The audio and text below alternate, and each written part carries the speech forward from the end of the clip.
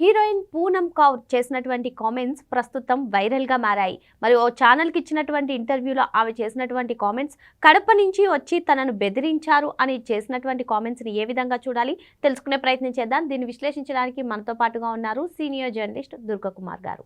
నమస్తే సార్. నమస్తే అమ్మా శ్రావణి, మన వీక్షకులు. పూనమ్ కౌర్ సెన్సేషనల్ కామెంట్స్ చేశారని చెప్పుకోవచ్చు సార్. మరి తనని ఏ విధంగా ఒత్తిడి చేశారు, ఏ విధంగా బెదిరించారు, కడప నుంచి వచ్చి మరీ తనను మానసికంగా వేధించారు అంటూ ఆమె చేసినటువంటి కామెంట్స్ కానివ్వండి, మరి ఈ సినీ ఫీల్డ్లో ఒక స్టార్ హీరో గురించి కొన్ని అసభ్యకరంగా అభ్యంతరకరంగా మాట్లాడాలి అని చెప్పి ఆమెని ఫోర్స్ చేసిన విధానం ఏ విధంగా చూడాలంటారు? ఇది సెన్సేషన్ కాదమ్మా, ఆమె వాస్తవమైన విషయాలు బయటికి చెప్పింది.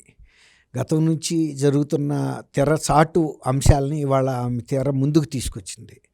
వైఎస్ఆర్సీపీ ప్రభుత్వంలో చాలా అవినీతి జరిగింది, అరాచకాలు జరిగినాయి, దాష్టికాలు జరిగినాయి, తర్వాత దౌర్జన్యాలు, గృహదహనాలు ఇవన్నీ జరిగినాయి తెలుసు.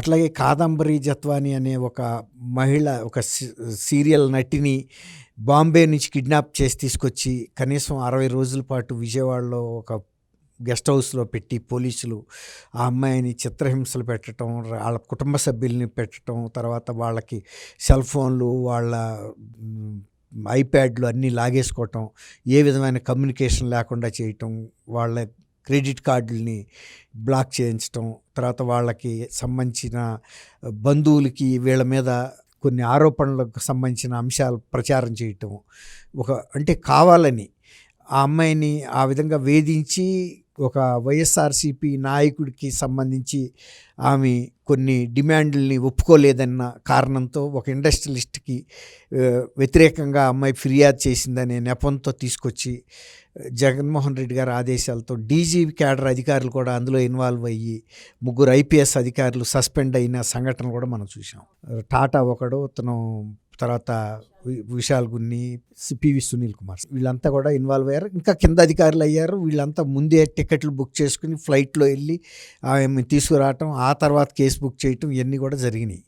అట్లాగే ఇంకొక సినిమా నటిని కూడా, హీరోయిన్ని ఈ విధమైనటువంటి వేధింపులకి గురి చేసి మానసికంగా అమ్మాయిని కుంగుబాటుకి, తర్వాత బెదిరింపులతో ఒక భయోత్పాతం సృష్టించి ఫలానా రాజకీయంలో ఉన్న గతంలో సినిమా హీరోగా ఉన్న వ్యక్తి పవన్ కళ్యాణ్ గారి మీద వ్యతిరేకమైనటువంటి ఆయన వ్యక్తిగత ప్రతిష్టను దెబ్బతీసే విధమైనటువంటి ప్రకటనలు ఇవ్వమని చెప్పి, లేకపోతే నీకు చాలా తీవ్రమైన పరిణామాలు ఉంటాయి నీ కుటుంబ సభ్యుల మీద, మీ మీద అని కడప నుంచి వచ్చిన వ్యక్తులు బెదిరించారని, తీవ్ర ప్రాణహాని కూడా ఉంటుందని కూడా బెదిరించారని ఇప్పుడు ఆ అమ్మాయి చెప్పింది ఒక ఇంటర్వ్యూ ఇస్తూ. ఇవి గతంలో వైఎస్ఆర్సీపీ వాళ్ళు ఎలాంటివే చేశారు. వైఎస్ఆర్సీపీ వాళ్ళు చేసినందుకు దీనికి ఎవరు కూడా ఆశ్చర్యపోవట్లేదు. కాకపోతే ఏంటంటే ఆ అమ్మాయిని అడ్డు పెట్టుకుని రాజకీయ ప్రత్యర్థుల యొక్క ప్రతిష్టను మంటగలిపి వాళ్ళని రాజకీయంగా దెబ్బతీయటానికి చేసిన ఈ ప్రయత్నం, అలాగే వివేకానంద రెడ్డి గారి హత్యను అడ్డం పెట్టుకుని చంద్రబాబు నాయుడు గారిని, లోకేష్ గారిని, తర్వాత ఆదినారాయణ రెడ్డి, బీటెక్ రవి, ఇలా రాజకీయ ప్రత్యర్థుల్ని అట్లా దెబ్బతీయటం. అంటే మీరు అన్నట్టుగా సార్, అంటే ఎన్నికలు వస్తున్నాయి అంటే ఒక ఎత్తుగడతో ముందుకు వెళ్ళడం ఎంతవరకు కరెక్ట్? హామీలు ఎలాగే ఇస్తున్నారు కదా, హామీలు కాకుండా ఇప్పుడు మీరు చెప్పినట్టు 2019లో వివేక మర్డర్ కేసు, ఇప్పుడు 2024 ఎలక్షన్స్ ముందు ఇటువంటి సెలబ్రిటీస్ని ముందు పెట్టి వాళ్ళని కూడా ఒత్తిడి చేసి ఎంతవరకు కరెక్ట్? ఇది కరెక్టా కాదనే అంశం కాదు ఇక్కడ. రాజకీయంగా ప్రయోజనం పొందాలి, మనం అధికారంలోకి రావాలి, ఎవరి జీవితాలు ఏమైపోతే మనకెందుకు అని. నిజానికి ఆ అమ్మాయి పూనమ్ కౌర్ అంటే మనం ఈ చర్చా వేదికలో చెప్పొచ్చో లేదో కానీ, పోసాని కృష్ణమురళి ఆ అమ్మాయి గురించి చేసిన కొన్ని అసభ్యకరమైనటువంటి అభ్యంతరకరమైన వ్యాఖ్యల మూలన ఆ అమ్మాయికి కుదిరిన వివాహ సంబంధం కూడా చెడిపోయిందంటే ఆమె వ్యక్తిగతంగా ఎంత నష్టపడింది, ఎంత క్షోభపడింది. ఒక మహిళా జీవితాలతో కూడా వీళ్ళు ఆడుకున్నారు వాళ్ళ రాజకీయం కోసం. అలాగే కాదంబరి జత్వాని కేసు విషయంలో కూడా ఆ అమ్మాయిని ఎంత క్షోభ పెట్టారు. ఆమె ఈ వైఎస్ఆర్ ప్రభుత్వం ఉన్నంతకాలం ఆంధ్రప్రదేశ్ వైపు తొంగి కూడా చూడటానికి కూడా ఆమె సాహసించలేకపోయింది. అంత భయంకరమైనటువంటి వేధింపులకు గురి చేశారు. అంటే మహిళని కూడా చూడకుండా, ఆ అమ్మాయికి ఒక ప్రైవసీ లేకుండా, ఈవెన్ కొన్ని మహిళలు వాడుకునే కొన్ని ప్రత్యేక సందర్భాల్లో వాడే ఆ ప్యాడ్స్ కూడా ఇవ్వకుండా అంత వేధింపులకు గురి చేశారంటే అందరూ కూడా కుటుంబ సభ్యులతో సహా ఆమె ఎంత బాధపడింది ఇక్కడికి వచ్చి.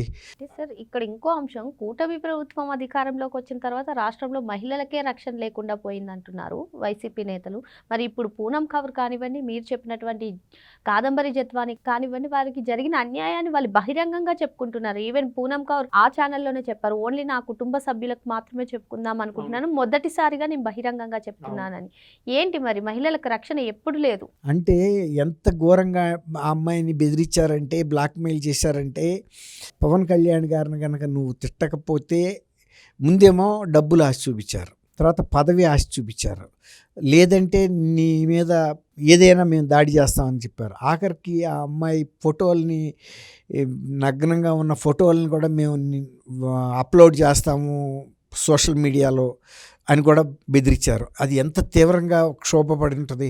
ఇప్పుడు ఆమె మింగగలిగిన అంశం కాదు, కుటుంబ సభ్యులతో చెప్పుకుంటే కనీసం ఓదార్పు దొరుకుతుందని ప్రయత్నించింది. ఎందుకంటే ఒకవేళ వాళ్ళు ఆ రోజు అప్లోడ్ కూడా చేసి ఉండేవాళ్ళే, చేసిన కనీసం కుటుంబ సభ్యులకు ముందే చెప్పింది కాబట్టి కనీసం వాళ్ళన్నా మిస్అండర్స్టాండ్ చేసుకోకుండా ఉంటారు, తప్పుగా అర్థం చేసుకునే అవకాశం ఉండదు.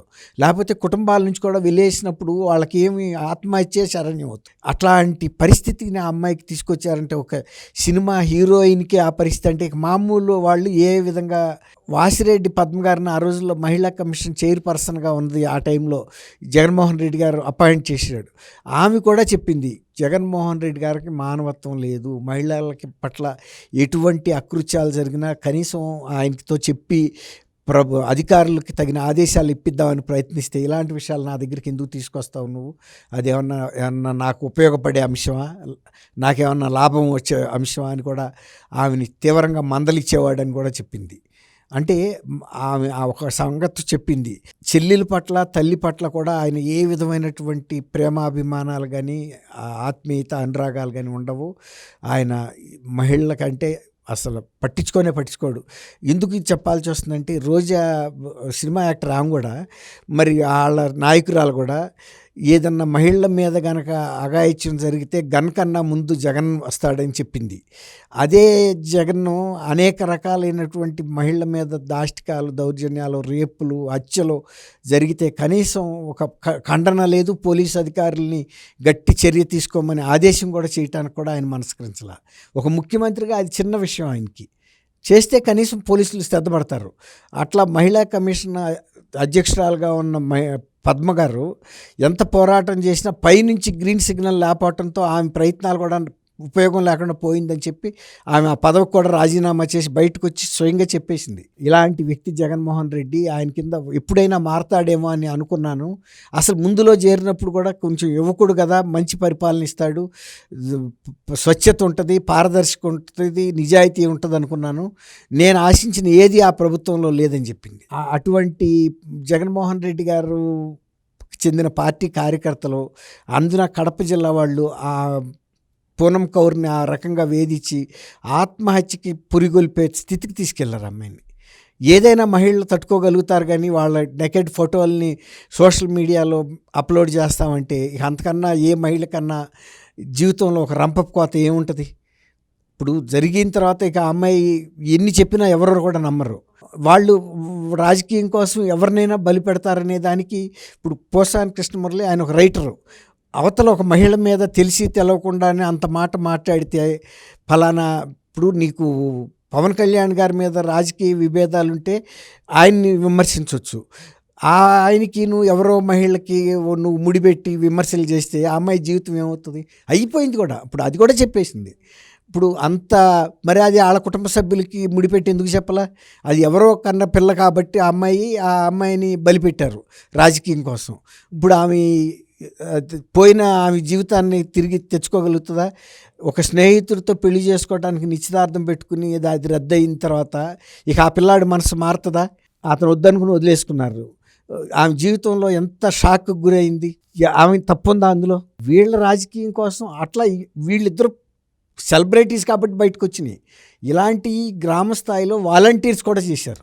ఆ వాలంటీర్సే నా బలం అనుకున్నాడు జగన్మోహన్ రెడ్డి. ఇలాంటి పనులు చేయటం వలన ఏ గ్రామాల్లో కూడా ఇంత వ్యతిరేకత వచ్చిన కారణం ఏంటంటే వాళ్ళ కాళ్ళు ఇచ్చారు. వాళ్ళ పార్టీ కార్యకర్తలని సెలెక్ట్ చేసి వాలంటీర్లుగా వాళ్ళకి విశేషమైన అధికారాలు ఇచ్చి ఈవెన్ ఎమ్మెల్యేలని కేర్ చేయాల్సిన అవసరం లేదు, మీరు సర్పంచ్లను కేర్ చేయాల్సిన, మండలాధ్యక్షుని కేర్ చేయాల్సిన అవసరం లేదు, మీరు డైరెక్ట్గా నాతో ఫోన్లో మాట్లాడొచ్చు అని ఒక భ్రమ కల్పించాడు. అది వాళ్ళు కూడా ఊళ్ళో అట్టా ఎస్టాబ్లిష్ చేసి వీళ్ళే పవర్ అంతా అనిపించారు. కొన్నిసార్లు ఈవెన్ రామనారాయణ రెడ్డి గారు లాంటి ఒక సీనియర్ నాయకుడు వాలంటీర్లని మీ సహాయం లేకుండా మేము ఎమ్మెల్యేలు కూడా కాలేమయ్యా అన్నాడంటే వీళ్ళు ఎంత పవర్ ఆస్వాదించారు, లేని అధికారాలను ఉపయోగించుకున్నారు, లేకపోతే ఎలాంటి భ్రమలు కల్పించారు సమాజంలో. బెనిఫిషరీస్ దగ్గరికి వెళ్ళి జగన్మోహన్ రెడ్డి వ్యక్తిగతంగా పంపిస్తున్నాడు ఆయన సొంత డబ్బులని వీళ్ళు ప్రచారం. దాని మూలాన ఏంటి, ఈ ఎమ్మెల్యేస్ మీద వ్యతిరేకత ఉండా తన మీద ఉండే అభిమానంతో ఓట్లేస్తారని ఆ మాట కూడా ఆయన ఎమ్మెల్యేస్తోనే చెప్పాడు మీటింగ్లో, సమీక్షా సమావేశాలు ఎలక్షన్ ముందు. మీ మీద మంచి అభిప్రాయం లేదేమో కానీ నా మీద చాలా మంచి అభిప్రాయం ఉంది, సర్వే రిపోర్ట్లు నాకు వచ్చినాయి, కాబట్టి మీరు ధైర్యంగా ముందుకెళ్ళండి, మనం చేసిన అభివృద్ధి కార్యక్రమాలు సంక్షేమం చెప్పండి. ఈ సంక్షేమం అభివృద్ధి ఎవరి డబ్బులతో చేశాడో ప్రజలకు అర్థమైపోయింది. ఇప్పుడు మనం ఎవరికన్నా విందిస్తుంటే మనం ఆ విందుకు తగ్గ ఏర్పాట్లు చేయాలి. వాళ్ళ జేబుల్లో డబ్బులే లాగి మనం ఆ వ్యక్తికి విందిస్తే ఆయనకి విందిచ్చిన ఇదే ఉంటుంది, తృప్తి ఏముంటుంది.